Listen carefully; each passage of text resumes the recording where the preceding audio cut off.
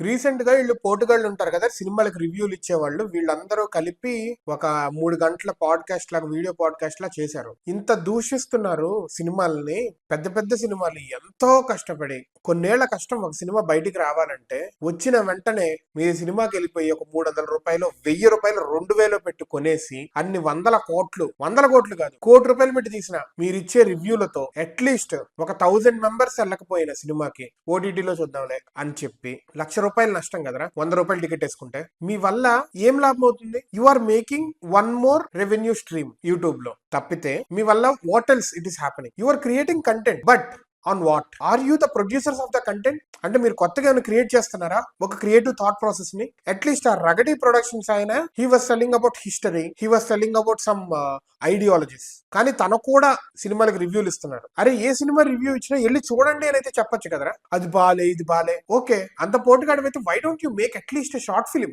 నీకైతే లక్షలు లక్షలు వస్తున్నాయి కదా మీ అందరికి. వాడెవడో పూల చొక్క రామ్ చరణ్ ది కొత్త సినిమా వస్తుంది కదా, బుచ్చుబాబు అతనితో జానీ మాస్టర్ సాంగ్ వచ్చింది, చిక్రీ చిక్రీ సాంగ్, ఏఆర్ రెహమాన్ ది. ఆ స్టోరీ తనకు తెలుసంట. ఆ స్టోరీలో ఈ సాంగ్ ఎక్కడొస్తుందో ఏంటో అంటున్నారు. అరే మరి ఇంత రివ్యూలు ఇచ్చేవాడు ఆ సాంగ్ పెట్టడం కోసం వాళ్ళు చేయలేరా? ఆ విషయం తెలీదా? అల్లు అర్జున్ ది, త్రివిక్రమ్ ది ఒక సాంగ్ ఉంటది, నీ కాళ్ళను పట్టుకొని, సామజవర్గం అన్న సాంగ్. ఆ సాంగ్ కోసం అని చెప్పి సీన్ క్రియేట్ చేయలేదు, ఒక 5 minutes 4 minutes ఆ లిఫ్ట్ లో సీన్ ఇదంతా. సో సాంగ్ కోసం క్రియేట్ చేస్తారన్న నాలెడ్జ్ లేకుండా నువ్వు టమాటాలు బత్తాయిలు ఇస్తావు రివ్యూలకి.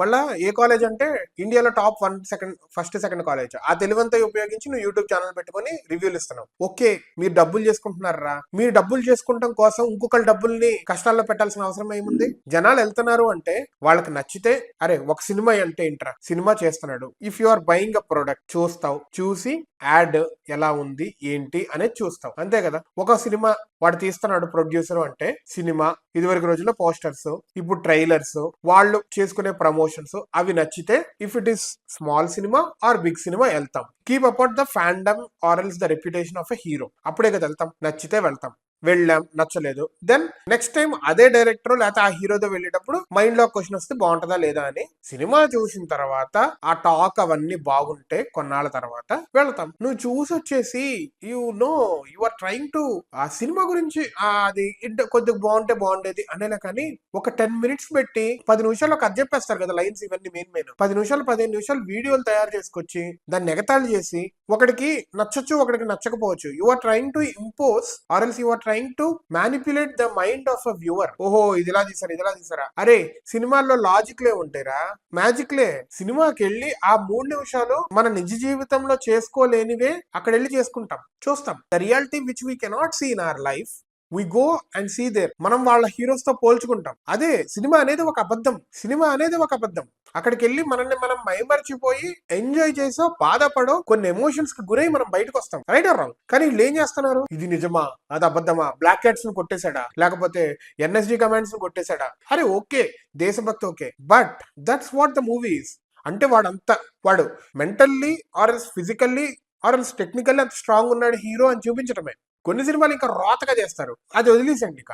But majority of the films director ఏంటి, అక్కడ గెలవటానికి వాడు అలా ఉపయోగించాడు. అది బాగోకపోతే జనాలే ఫ్లాప్ చేస్తారు కదరా. మీ వల్ల ఒక 100 మందిని అయితే ఇన్ఫ్లుయెన్స్ చేయాల్సిన అవసరం ఏముంది? ఇప్పుడు నా ఫ్రెండ్స్ 10 మంది వెళ్ళారంటే 10 మందిని అడుగుతాను, ఆ 10లో ఒక కొంతమంది బాగుంటారని, కొంతమంది బాగోకపోవచ్చు అనొచ్చు. కానీ నువ్వు నీ ఒపీనియన్ 1000 మంది, లక్షల కోట్లలోకి రుద్దుతున్నావు. In return you are getting money anyways. ఒక పాప తల్లి కడుపులో ఉన్నప్పుడే మీరు చంపేస్తున్నట్టు రిలీజ్ అవ్వని సినిమా మీద మీరు నిందలు మోపుతున్నారంటే, ఒక సినిమాని నా దృష్టిలో కమెంట్ చేయాలి అంటే అతను ఒక డైరెక్టర్, సినిమాటోగ్రాఫర్, ఎవరో ఒకళ్ళు అయి ఉండాలి, producer. He should be in the movie field, experiencing with the movies, traveling with the movies and earning with the movies.